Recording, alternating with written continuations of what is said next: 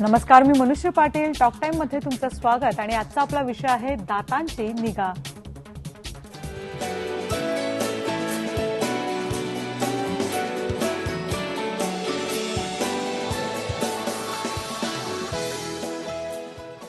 आपलं सौंदर्य आणि हसणं यामध्ये आपले दात अगदी महत्त्वाची भूमिका बजावतात.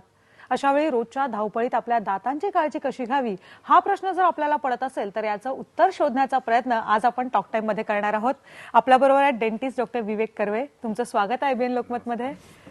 तुम्हाला जर त्यांना काही प्रश्न विचारायचे असतील तर तुम्ही आमच्याशी संपर्क साधू शकता आणि त्यासाठी आमचा नंबर आहे 022-668-99204. आमचा नंबर पुन्हा एकदा ऐका, 022-668-99204. सर, साधारणतः आरोग्यासाठी दातांची काळजी किती महत्वाची असते? हल्लीच्या जे आधुनिक रिसर्च झालेले आहेत त्यानुसार दातांचं आरोग्य आणि मौखिक आरोग्य आणि थेट हृदयरोग आणि आर्थरायटिस ह्या दोघांचा अतिशय जवळचा संबंध सिद्ध झालेला आहे. आणि त्याचप्रमाणे बाकी बऱ्याच गोष्टींसाठी, म्हणजे आपल्याला अन्न जे आपण खातो ते अन्न नीट चावून खाता यावं यासाठी आपले दात कॅव्हिटी फ्री असायला पाहिजेत. कारण कुठेही आपल्याला कॅव्हिटी असेल तर आपण काय करतो की दुखत असल्यामुळे अन्न नीट चावून खात नाही, आणि अन्न जेव्हा चावून खात नाही तेव्हा अपचनापासून त्याचे पुढचे सगळे प्रॉब्लेम्स तिथूनच सुरुवात होतात. पण सर, दातांची काळजी कशी घ्यायची मग? दातांची काळजी ही 4-5 प्रकारे आपल्याला घेता येते. सगळ्यात महत्वाचं जे ब्रशिंग, जी आपल्याला अतिशय बेसिक अशी गोष्ट आहे. मग आता पुढचा प्रश्न असे लोक विचारतात की डॉक्टर कुठली पेस्ट वापरू? तर पेस्ट कुठलीही वापरली म्हणजे कुठल्याही चांगल्या ब्रँडची पेस्ट महत्वाची नाहीये, तर तुम्ही कशा प्रकारे दात घासताय, दात घासण्याची पद्धत आहे ती अतिशय महत्वाची आहे. आणि ती पद्धत अशी आहे की नॉर्मली आपण काय करतो की आपण ब्रश, मला दाखवतो मी मॉडेल आणि पेस्टवरती, की नॉर्मली आपण सकाळी घाईघाईत ब्रश घेतो, पेस्ट लावून नॉर्मली दात आपण असे घासतो, की जी 90% लोक असं करतात. कारण हे अतिशय सोपं टेक्निक आहे, 2 मिनिटात आपलं घासून होतं. पण दात आपण साफ कशासाठी करतो तर 2 दातांच्या मध्ये अडकलेलं जे अन्न आहे ते काढण्यासाठी आपण दात साफ करत असतो.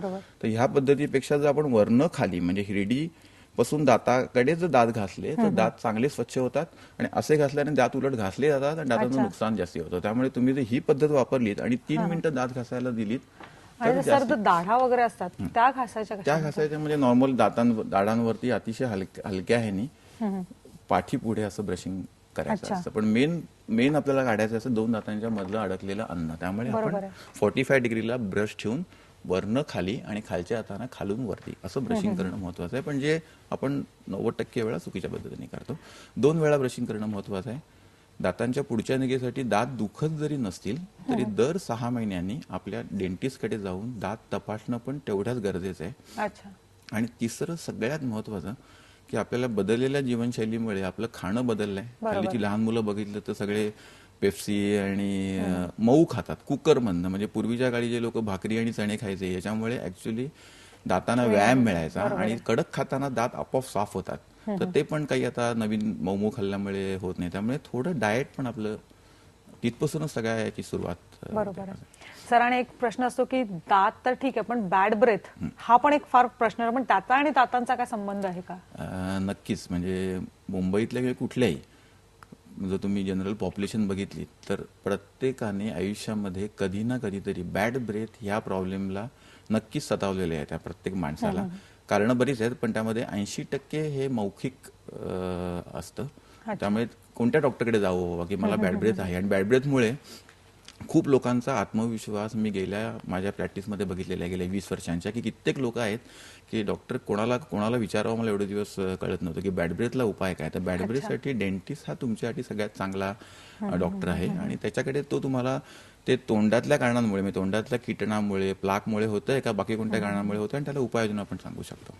सर, पण दातांचं नॉर्मल आपले दात असतील त्याचं सौंदर्य वाढवण्यासाठी आणि काय काय करता येईल? आता अगदी लेटेस्ट आलेलं आहे की त्याला आपण ब्लिचिंग म्हणतो. की हल्ली जसं आपण फेशियल किंवा बाकी ब्लिचिंग करतो रंग उजळवण्यासाठी, तसा दातांचा जो बेसिक ओरिजिनल कलर आहे तो पण आपण खूप चांगल्या प्रकारे पांढरा म्हणण्यापेक्षा स्वच्छ दात खूप स्वच्छ दिसू शकतात, त्याला डेंटल ब्लिचिंग असं म्हणतात. अच्छा. आणि सुदैवाने त्याचे कुठलेही दुष्परिणाम नाही आहेत. आणि हल्ली ब्लिचिंग बद्दल मात्र बराच गेल्या 2-3 वर्षामध्ये मी बराच अवेअरनेस बघितलेला आहे. म्हणजे स्पेशली इंटरव्ह्यूच्या आधी म्हणा किंवा लग्नाच्या आधी म्हणा, बरोबर आहे. भरपूर लोक आली ब्लिचिंग. पण मग हे ब्लिचिंग किती दिवस टिकतं? साधारणतः एकदा ब्लिचिंग केलं आणि तुम्हाला जर काही बाकी वाईट सवयी नसतील, म्हणजे सिगरेट स्मोकिंग म्हणा किंवा स्मोकिंग सोडण्यासाठी सुद्धा ब्लिचिंग हे चांगलं मोटिवेशन ठरू शकतं. कारण दात जर तुम्ही क्लीन केले, स्मोकिंगमुळे आता डाग पडलेले असतात, ते जर क्लीन करून ब्लिचिंग करून दात जर आपले स्वतःचे एवढे वाशात पांढरे बघितले तर माणूस स्मोकिंग करण्याच्या आधी 2 वेळा विचार करू शकतो. पण मग हे ब्लिचिंग हे टेक्निक काय असतं? म्हणजे ब्लिचिंग टेक्निक म्हणजे असं आहे की एक ब्लिचिंगची काही एजंट्स असतात,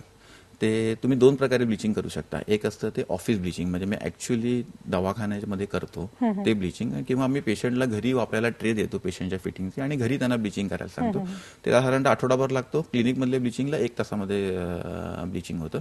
त्या ब्लिचिंग एजंट्सने आपली दाताची जी शेड आहे, समजा आपल्याला समजलं की दाताची शेड पिवळ्या 7 वर आहे, तर ती आम्ही 1 वर आणू शकतो. एवढेच पांढरे दात पांढरे आणि स्वच्छ, एवढा फरक पडू शकतो. आणि फोटोमध्ये वर एकदम विशेष खूप छान दिसतात. अच्छा. पण सर, आणि त्याच्याच बरोबर दातांची समस्या असते, ते दात सेन्सिटिव्ह होतात. हे कुठचाही थंड पदार्थ खाल्ला की एकदम सेन्सिटिव्हिटी जाणवते. तो काय प्रकार असतो? त्याच्यासाठी आपण दाताची रचना समजून घेऊया की दाताच्या ज्या लेयर्स आहेत त्यामध्ये सगळ्यात बाहेरची लेयर जी असते त्याला मी इनॅमल असं म्हणतो, जी सगळ्यात कठीण असते. जी थोडक्यात आता ही समजा इलेक्ट्रिकची वायर आहे, त्याच्यावरचं जे रबरचं कोटिंग असतं त्याला मी प्रोटेक्टिव्ह कोटिंग म्हणतो, तेच आपण काढलं तर आपल्याला शॉक बसेल. सेम दाताच्या वरचं इनॅमल कुठल्या ना कुठल्या कारणाने घासलं गेलं. मी सांगितलेल्या पद्धतीने जर आडव्या पद्धतीने ब्रशिंग करून जर घासलं गेलं किंवा पेप्सी सारखे ऍसिडिक स्वीट ड्रिंक्स घेऊन जर इनॅमल वरचं घासलं गेलं किंवा कॅव्हिटीज असतील, तर मग काय होतं की आतमधला जो सेन्सिटिव्ह दाताचा पार्ट आहे जो प्रोटेक्टेड असतो इनॅमलमुळे, ज्याला मी डेंटिन म्हणतो, ते उघडं पडतं. आणि मग तुम्ही थंड गरम घेतलं की तुम्हाला एकदम कळायला लागतात. ओके. आणि सर, अनेकदा असं होतं की दातांच्या मध्ये फटी असतात. तुम्ही आताच म्हणाल की त्या फटीमध्ये अन्नकण अडकतो आणि मग आरोग्याच्या दृष्टीने घातक असतं. पण मग या फटी काढण्यासाठी काय करावं लागतं? आता फटी दोन प्रकारचे असू शकतात. एक असते ती 2 दातांच्या मध्ये लागलेली कीड, की जी आपल्याला कीड साफ करून तिथे चांदी किंवा हल्ली दाताच्या रंगाचं मटेरियल भरतात, चांदी भरत नाही कारण दिसायला काळी पण दिसते. आणि नवीन ऍडव्हान्स टेक्निक आहे त्याला आम्ही कॉम्पोजिट फिलिंग असं म्हणतो, की जे फिलिंग केलं की ते अन्नआडाकडे बंद होतं. पण दुसरा अतिशय महत्वाचा जो रोग आहे तो म्हणजे हिरड्यांचा रोग, जो इंडियामध्ये अतिशय दुर्लक्षित आहे. कारण दुर्दैवाने हिरड्यांच्या रोगामध्ये सुरुवातीला अजिबात दुखत नाही, त्यामुळे आपण डॉक्टरकडे जात नाही. फक्त सुरुवातीला थोडंसं ब्लिडिंग होतं. बऱ्याच लोकांची कंप्लेंट डॉक्टरमध्ये हिरड्या सैल पडल्या असं सांगायची पद्धत असते. म्हणजेच काय की हिरड्या दातापासून लांब होतात आणि मग आपण खाल्लेलं सगळं अन्न तिथे अडकून बसतं. तर ते दुसऱ्या काय प्रकारमधलं असलं अन्न अडकणं, तर मग आपल्याला हिरड्यांचा उपचार करायला लागतो. म्हणजे दात साफ करायला लागतात म्हणा किंवा छोटी सर्जरी करायला लागते म्हणा. सर, एक फोन आलेला आहे नवी मुंबईहून. आदित्य दांडेकर आहेत. बोला आदित्य. माझा असा प्रश्न आहे, माझ्या आधीचे आता दात सगळे काढून कवळी बसवणार आहे, तर त्या ह्याच्यामध्ये जवळपास 1.5 महिन्याचा स्पॅन आहे, तर त्या दरम्यान डाईट काय असली पाहिजे? परत शेवटचा भाग येतो म्हणा, त्याच्यावर डाएट काय असलं पाहिजे ह्या 1.5 महिन्यादरम्यान? बरोबर. आता आपल्या कसं आहे की हल्ली नवीन पद्धतीप्रमाणे दात काढल्यानंतर साधारणतः जर जखमा भरल्या तर आम्ही इमिजिएटली 15 दिवसाच्या आत कवळी देतो. ती कवळी अशी असते की ज्याच्यामुळे हळूहळू पेशंटला खायला सुरुवात करता येते. कारण कवळीनी खाणं हे एक अतिशय वेगळं असं टेक्निक आहे आणि सुरुवातीला कवळी ऍक्सेप्ट व्हायला खूप वेळ लागतो. तर हा मधला जो 1.5 महिन्याचा कालखंड आहे तो तसा वाया न जाऊन देता जर 15 दिवसांनी कवळी समजा आपण केली तर तो 1 महिना पेशंटला ती कवळी कशी वापरायची ह्याची सुरुवात, जसं आपण चष्मा नवीन वापरतो किंवा चपला नवीन वापरतो, तर सुरुवातीला सेम त्रास आपल्याला कवळी वापरताना सुद्धा होतो, कवळी लागते.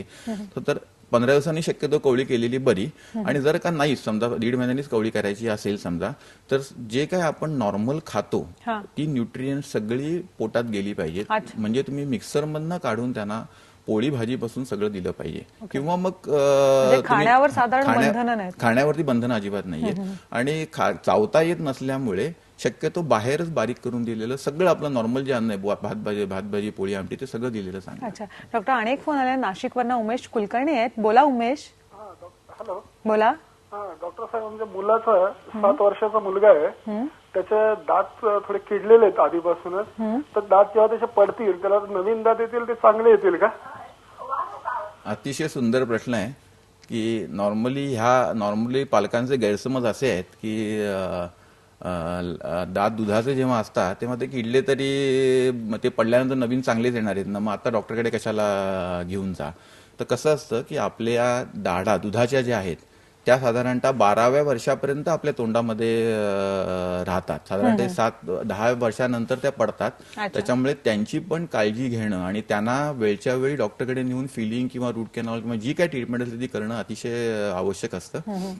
आणि जर का तुम्ही समजा तो दात तसाच किडका तोंडात ठेवलात तर काय होतं, ती कॅव्हिटी दुखत असल्यामुळे मुलं खायचं किंवा चावायचं जी सवय असते ती विसरून जातात आणि मग ती सवय त्यांची आयुष्यभर राहते. आता तुमच्या प्रश्नाचं उत्तर असं आहे की दात पडल्यानंतर नवीन दात चांगले येतील का? नक्कीच चांगले येतील. म्हणजे नवीन दातांचा आणि ह्या डायरेक्ट काही संबंध नाहीये, पण तरी सुद्धा ह्या दातांची किडलेल्या तुम्हाला काळजी घेणं गरजेचं आहे. सर, एक फोन आलाय कल्याणवरनं. संदीप पवार आहेत. बोला संदीप. हॅलो, बोला संदीप.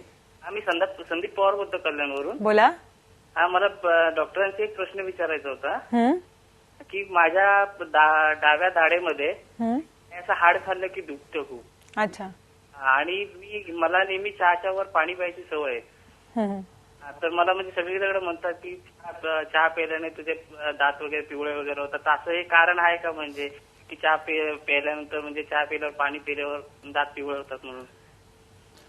आता पहिल्या प्रश्नाचं उत्तर की डाव्या बाजूची जी दाढ दुखतीये हाड खाल्ल्यानंतर, तर 2 कारण असू शकतात. एक कारण म्हणजे दातामध्ये असलेली कॅव्हिटी, दातामध्ये जो खड्डा पडतो आपण किडेमुळे तो असेल तर डॉक्टरकडे जाऊन तुम्हाला त्याचं प्रॉपर फिलिंग करून घेतलं पाहिजे, किंवा तो खूप डीप असेल तर त्याची आपल्याला रूट कॅनॉल ट्रीटमेंट करून घेतली पाहिजे. किंवा दुसरं कारण की दाताच्या भोवताली जे हाड असतं ते हाड झिजल्यामुळे किंवा हाड खराब झाल्यामुळे दात स्लाईट हलत असतो आणि त्यावेळेला पण दात दुखतो. मग अशा वेळी डॉक्टरांकडे जाऊन दाताच्या हिरडी संबंधी तुम्हाला ट्रीटमेंट घेतली पाहिजे. आणि दुसऱ्या प्रश्नाचं उत्तर म्हणजे असं डायरेक्ट अर्थार्थी काही संबंध नाहीये चहा प्यायल्यानंतर पाणी पिऊन दात खराब होतात असा, पण जास्ती प्रमाणात चहा घेतल्याने नक्कीच दात थोडेसे पिवळसर व्हायची शक्यता असते, खूप जास्ती प्रमाणात घेतला तर. अच्छा, म्हणजे ह्या कोल्ड्रिंक्स किंवा हे चहा कॉफीचा कुठेतरी आपल्या दातांवर परिणाम होतो आणि ते दात पिवळसर पडायला लागतात. त्यामुळे वेळच्या वेळी डॉक्टरकडे जाऊन ते स्वच्छ करणं हे खूप गरजेचं आहे.